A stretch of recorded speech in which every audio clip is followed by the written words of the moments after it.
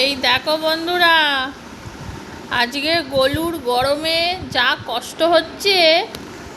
মানে আজকে তো অতিরিক্ত গরম পড়েছে, কদিন ধরেই পড়ছে। কালকে চান করানো হয়েছে শ্যাম্পু দিয়ে।